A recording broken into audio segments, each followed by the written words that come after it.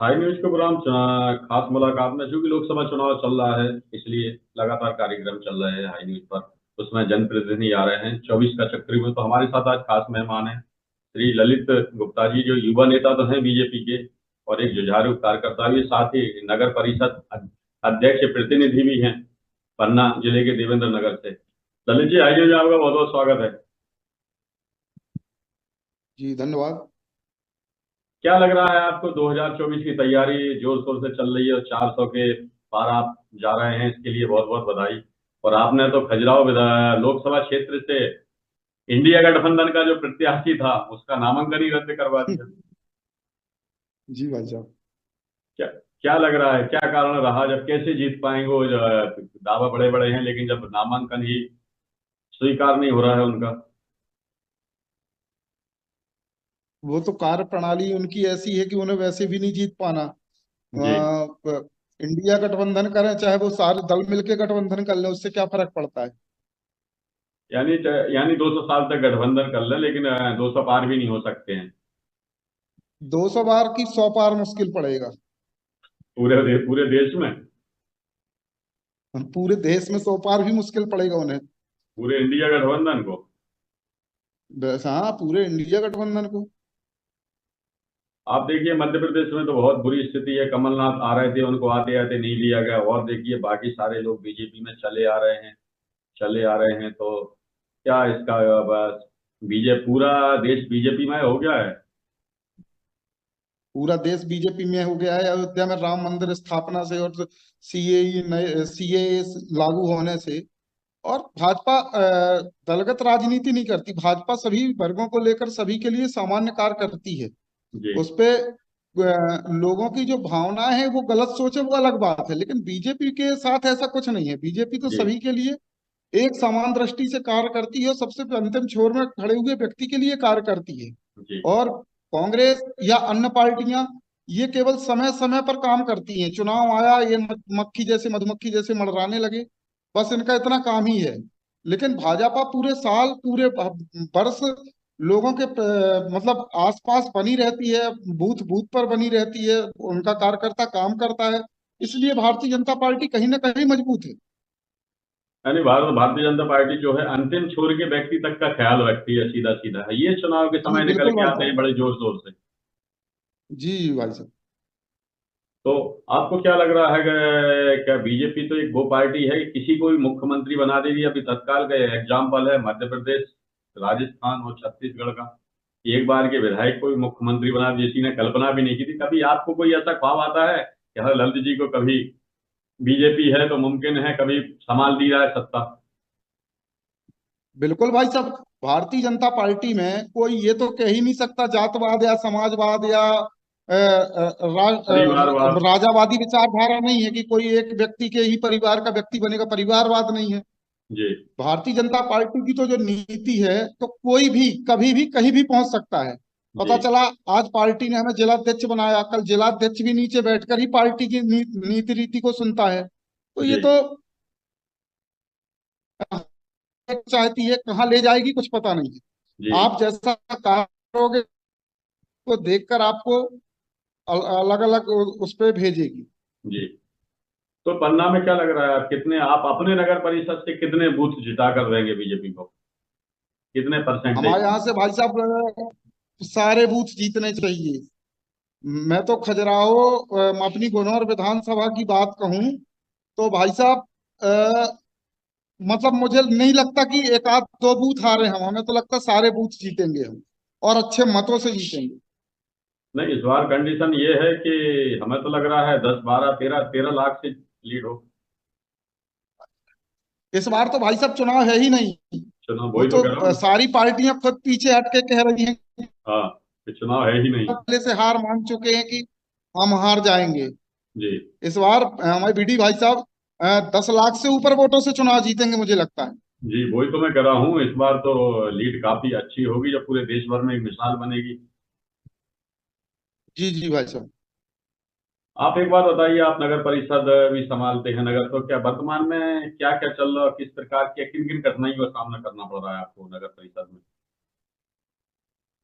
नगर परिषद में काम तो चल रहा है, लेकिन क्या है कि जैसे अभी कई चीजें हैं कि जैसे नगर परिषद अध्यक्ष का जो दायरा होना चाहिए वो पूरे काम पे होना चाहिए। क्या है, जब तक जनप्रतिनिधि आपका मजबूत नहीं होगा जी। तो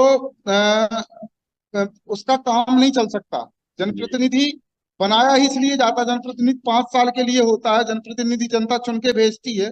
तो जनता को ये लगता है कि मेरे काम मतलब बड़ी सरलता से और अच्छे तरीके से हों, लीगली काम हो। जी। मतलब अनलीगल तो कोई नहीं करा सकता ना कर सकता, पर जी। लीगल काम के लिए भी जी। आज सामना तो करना पड़ता है। जैसे पहले ऑफलाइन काम 2 लाख रुपए तक के होते थे। जी। उससे क्या होता था कि कोई भी काम अपन को करना है तो अपन बिना टेंडर के कर देते थे।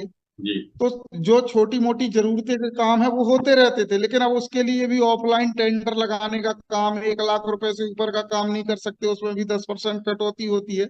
इस जी। तरह की कई सारी दिक्कतों का सामना करना पड़ता है। दूसरी चीज, जैसे सीएमओ को अधिकार दे दिया 2 लाख रुपए का, मतलब उस जी। पर कोई अध्यक्ष का हस्तक्षेप ही नहीं है, वो कुछ भी करे, अपनी मनमानी करे, उससे क्या होता जी। है। जी।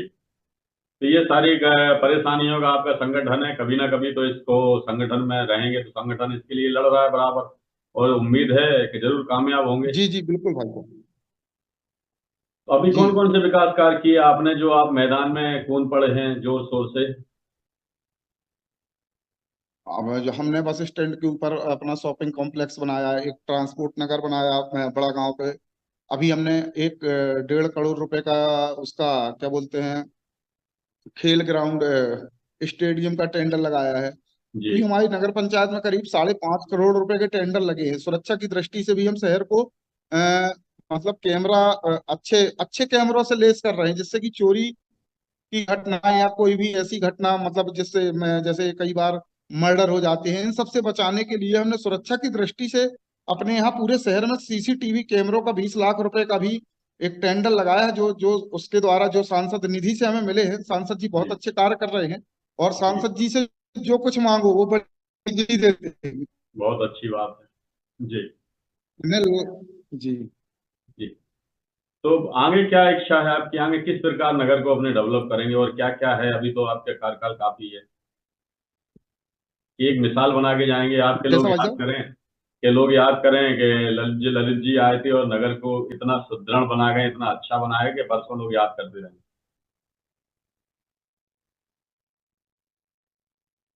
बिल्कुल भाई साहब, एक मैं नहीं, जनप्रतिनिधि जब कोई भी बन जाता है तो उसे लगता है कि मैं ऐसा क्या करूं कि जिससे कि मेरा नाम हो। जी। जनप्रतिनिधि जब बनता है तो उसे ये लगता है कि मैं कितना नाम अपने गांव का रोशन करूं। मैं जी। उस हिसाब से जनप्रतिनिधि की बात करूं तो अभी मैंने जैसे 20 एकड़ जमीन मांगी है। कई शासकीय प्रक्रियाएं होती हैं जिनसे हमें गुजरना पड़ता है, और जी। कभी कभी लगता है कि कोई भी काम इजी नहीं होता, उसके लिए मेहनत तो करनी पड़ती है। जी। अच्छा एक बात जी। बताइए, एक और तो बीजेपी कांग्रेस बड़े बड़े वादे करती है कि सारा खेल ईवीएम का ईवीएम, दूसरी तरफ ये भी स्टेटमेंट देते हैं जीतू पटवारी के सारा सारा का सारा लाडली बहनों का इफेक्ट है, लाडली बहना वोट डालती गई धप धप, और दिग्विजय सिंह जी कहते हैं कि नहीं ईवीएम का खेल है। तो सच कौन बोल रहा है? अब कहने को तो कोई कुछ भी कह सकता है। अगर ईवीएम का खेल होता तो हमारे बगल से सतना जिले में विधायक बने तो उन्हें नहीं बनना चाहिए, गणेश सिंह को ही विधायक बनना चाहिए। जी। नहीं, अब उसके अलावा वो दो तो राज्य भी उनकी जीते हैं, वो तेलंगाना में भी जीत हुई है बीजेपी के, कांग्रेस की। वो अपनी कार्य प्रणाली देखें, कार्य किया होगा तो जनता वोट देगी, नहीं तो जनता क्या है, जनता तो चुनने के लिए बैठी है, वो तो अपना निर्णय लेगी। यानी जनता का भी समझदार हो चुकी है, 70 साल हो चुके हैं। भाई साहब, आज से 15 साल पहले चले जाइए, जनता कुछ नहीं समझती थी। आज वो सब कुछ समझती है। जी। उसे ये पता है कि कौन काम कर रहा है कौन नहीं कर रहा है। अब हमारी नगर पंचायत में ही देखिए भाई साहब, बहुत सारे गरीब लोग थे जिनको 1400 कुछ आवास हुए हैं, जी। जिनसे उनके जीवन को सुदृढ़ बनाने के उनको मजबूत किया गया है। तो जनता क्यों आपको वोट देगी? आपने किया क्या है बताइए ना, 70 सालों में क्या किया आपने? जी। लालटेन का भी जमाना देखा लोगों ने, जी।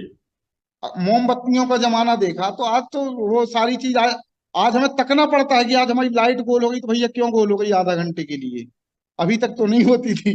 तो कभी कभी ये भी देखने में मिलता नहीं, है। पहले पहले ये होता था कि एक ना पड़ा लाइट आ रही तो कितने घंटे के लिए आ रही है लाइट, कभी थोड़ी ज्यादा आती तो कितने घंटे के ये लिए लगता कि यार ज्यादा हाँ। क्यों आ गई।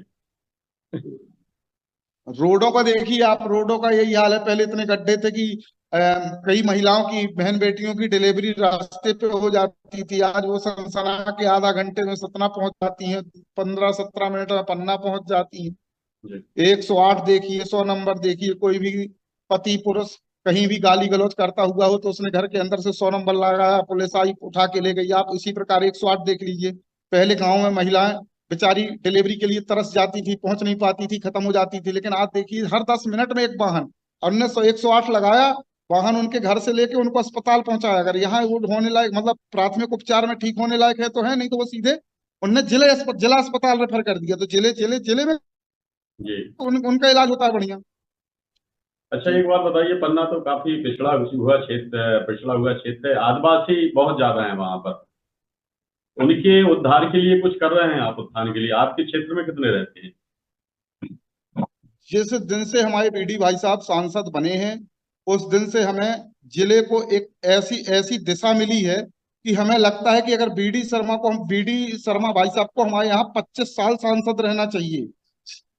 जिससे मुझे तो लगता है कि जो काम आज तक के राजनीतिक क्षेत्र में किसी ने नहीं किया, वो हमारे क्षेत्रीय नेताओं ने, चाहे वो हमारे विधायक हों चाहे हमारे सांसद जी हों, उन्होंने बहुत लगातार काम कर रहे हैं। बेचारे लगातार मेहनत कर रहे हैं। हमारे यहाँ कृषि महाविद्यालय हुआ अभी, और जी आपका 100 बेड का अस्पताल हुआ, मेडिकल कॉलेज हुआ। तो बहुत सारे काम जो केन बेतवा लिंक परियोजना है, कई सारे आपके ये जो लाइट के प्लांट हैं ये लग रहे हैं, बहुत सारे क्षेत्रों में काम हो रहा है। जी नहरों की खुदाइयां हो रही हैं, जिससे अब वो क्या है कि अपन को तत्काल देखने को नहीं मिलता, जी एक समय के बाद देखने को मिलता है, जब वो उसकी कार्य की पूर्णता हो जाती है। जैसे भाई साहब हमारे यहाँ कुछ कई क्षेत्रों में खारा पानी था, जिससे जी जो वहाँ के लोग थे वो पानी लेने, मीठा पानी लेने, दाल पकाने के लिए 10 किलोमीटर से पानी लेकर जाते थे। जी, दाल लेकिन जो पकाने के अपनी ये लिए। कैन बेतवा लिंक परियोजना है, इससे वो हम्म। कई गांवों को बड़ी लाइनों से जोड़ रहे हैं। और जिस दिन ये लाइन जुड़ जाएगी, हमारे यहाँ पानी की किल्लत खत्म हो जाएगी। यानी जैसे दाल खाने बरगी का की मौका नहर आ रही है, यानी दाल खाने का मौका मिलेगा जल्दी ही। जल्दी ही। जी भाई साहब। पन्ना एक ऐसा क्षेत्र है, वहाँ कहावत है, छत्रसाल महाराज जित जित घोड़ा पग धरे वो तो हीरा होए।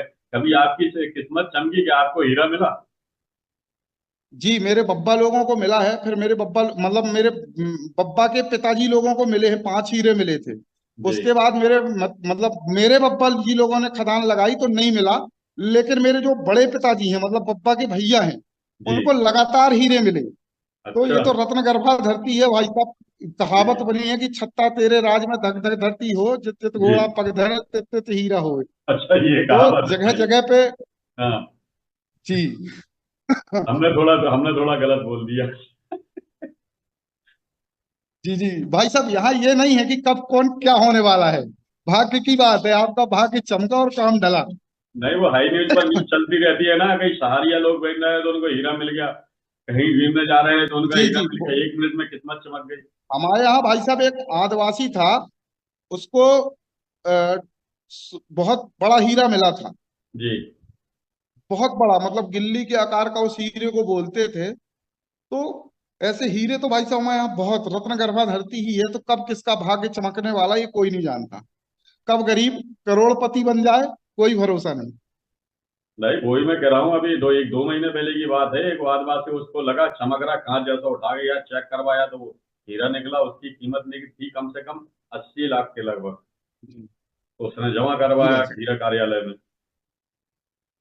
जी उसकी भाई साहब। कीमत तो आपने चमका दी। हीरे तो भाई साहब हमारे यहाँ रोज निकलते हैं। अब वो भाग्य के ऊपर है किसको मिलता है। कई लोग हीरे, मतलब हीरे जब जमा होते हैं तब पता चलता कि इसको हीरा मिला। एक हमारे बेटवा दीक्षित रहो, बेटवा दीक्षित की भाई साहब खदान थी हमारे पन्ना के आगे, उस पे। तो उस पे क्या हुआ कि वो उसने खदानों में बहुत हीरा, मतलब वो पहले मुझे लेने आया करते थे बेटवा भैया। जी हालांकि वो खत्म हो गए, हमारे बीच नहीं रहे। जी। पर उनने इतना, मतलब उनको इतना हीरा मिला कि क्या बताएं हम आपको। पता नहीं। अच्छा, तो ये तो फिर आपकी फिर से कभी ना कभी किस्मत चमकेगी, एक आध हीरा आप मुझे भी गिफ्ट में देंगे, उम्मीद है, जब बहुत सारे बिल्कुल मिलेंगे। भाई साहब, मिलेगा तो 100% देंगे जी भाई साहब। अच्छा एक बात बताइए, आपकी राजनीति में शुरुआत कैसे हुई, पॉलिटिक्स में कैसे रख लिया आपने कदम?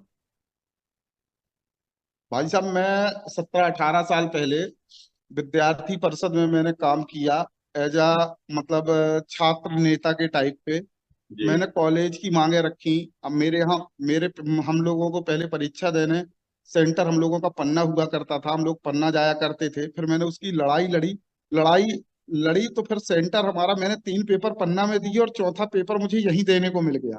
जी। तो मुझे लगा यार कि अपने हक के लिए लड़ना चाहिए, लोगों के हक के लिए लड़ना चाहिए, तो मैं पूरे शहर की लड़ाई लड़ने लगा भाई साहब। Very good. लड़ते लड़ते धीरे धीरे लोगों को मेरी बात जमी। फिर मैं विद्यार्थी परिषद के अध्यक्ष के बाद बजरंग दल का अध्यक्ष बना। जी बजरंग दल के बाद युवा मोर्चा का नगर अध्यक्ष बना।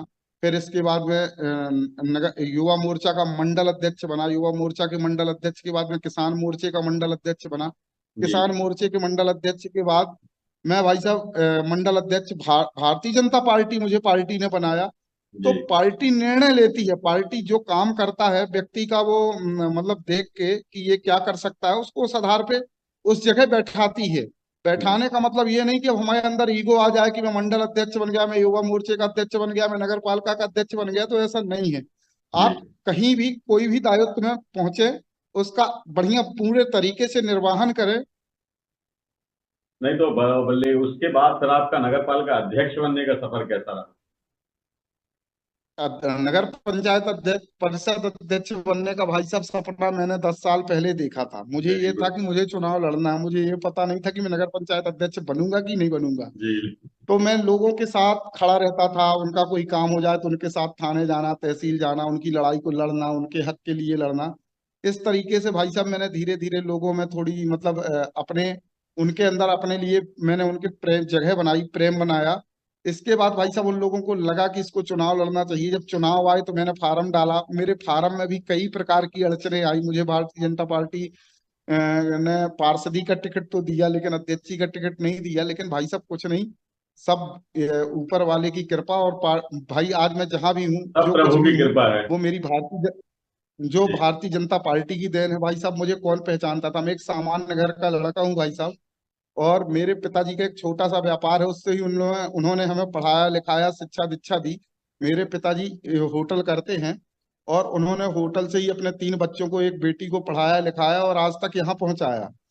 उसके बाद भाई साहब जब हम लोग थोड़ा बड़े हुए, 11वीं 12वीं से नेतागिरी की ओर कदम रखा, तो कभी ये नहीं लगता था अपने पिताजी के ही पैसे मतलब निकाल के खर्च करते रहते थे, तो बड़ा तकलीफ होती थी कि मतलब वो जी इतनी मेहनत से कमाते हैं और हम लोग उड़ाते हैं। जी। लेकिन भाई साहब एक समय होता है, एक दौर होता है, भगवान किसको कहाँ ले जाना चाहता कोई नहीं जानता। पर धीरे धीरे ईश्वरी कृपा से आज भाई साहब मुकाम हासिल किया। और पार्टी में जुड़े रहने से मेरा भी नाम प्लस पार्टी का नाम, दोनों के लिए अपन ने काम किया, तो दोनों आज अच्छे मुकाम पे हैं। नहीं तो आप देखिए ना, आपने तो अच्छा मुकाम हासिल, आप जब जब देश के प्रधानमंत्री, चाहे चाहे देश के प्रधानमंत्री बन सकते हैं, तो आप क्यों नहीं? जी आप भाई तो साहब। लगातार लगे, आने वाले समय में आप और उच्च पद प्राप्त करेंगे, कोई इसमें प्रॉब्लम थोड़ी है। लगातार सिलसिला जी भाई शुरू है तो चलता रहेगा। साहब। जी भाई साहब। अब क्या मैसेज देना चाहेंगे हाई न्यूज के माध्यम से, खास करके युवाओं को, जिस प्रकार आपने स्ट्रगल किया है और एक मुकाम हासिल किया है? क्योंकि आज का युवा बहुत जल्दी हॉपलेस हो जाता है वो, और जबकि युवाओं को बढ़ चढ़ कर पॉलिटिक्स में भी आना चाहिए, तभी इस देश की राजनीति अच्छी होगी और सुदृढ़ होगी उस।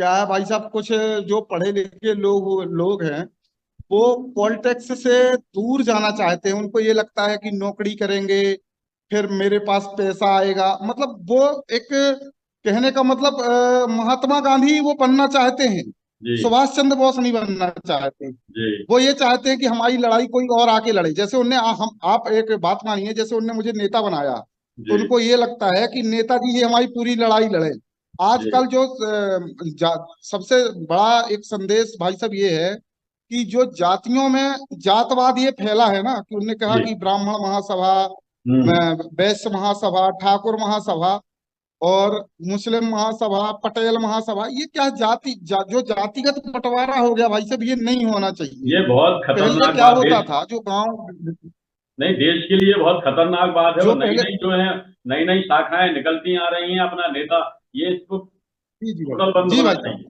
पहले क्या होता था भाई साहब, जैसे पंचायतों में 5 पंच बैठते थे, उसमें हर वर्ग और हर जाति के लोग रहते थे, उस पे वो ऐसा निर्णय करते थे कि यदि ठाकुर के लड़के ने गलती की है तो ठाकुर के लड़के को गलती ठहराया जाता था। जी लेकिन आज ये है कि ठाकुर का लड़का गलती करे या ब्राह्मण का लड़का गलती करे या बनिया का लड़का गलती करे तो वो बोलते हैं हम पूरा समाज एक है, जबकि ये नहीं होना चाहिए भाई साहब। बिल्कुल राइट। इससे इसके दूरगामी परिणाम अच्छे नहीं है। जी जी भाई ये अब नहीं, वाकई में आप बहुत इंटेलिजेंट है, लगा है आपने, बहुत अच्छी बात कही। इस बात पे लोगों का ध्यान नहीं जाता है। तो वाकई में देश की इस पे जी अगर भाई करना है, इससे हटके ये जितनी महासभाएं निकलती चली आ रही ना, इससे दूर हटना होगा। जी अगर भाई सनातन कह रहे हो, सनातन बन के रहना होगा ना ये। लेकिन अगर विविध शाखाएं रहेंगी तो कैसे देश चलेगा, कैसे सनातन धर्म बनेगा। लास्ट में इतना और बताया क्या, अगला का जो मोदी जी ने, अमित शाह जी अनाउंस कर रहे हैं कि अभी कड़े फैसले लेना है 2024 में, तो क्या हिंदी राष्ट्र की ओर जा रहे हैं, जी भाई हिंदू राष्ट्र की घोषणा होगी? बिल्कुल भाई साहब, मुझे लग रहा है कि हिंदू राष्ट्र की घोषणा होनी चाहिए। मोदी जी और मतलब योगी जी और अपने मोदी जी, अमित शाह जी जो भी निर्णय ले रहे हैं वो देश हित में ले रहे हैं।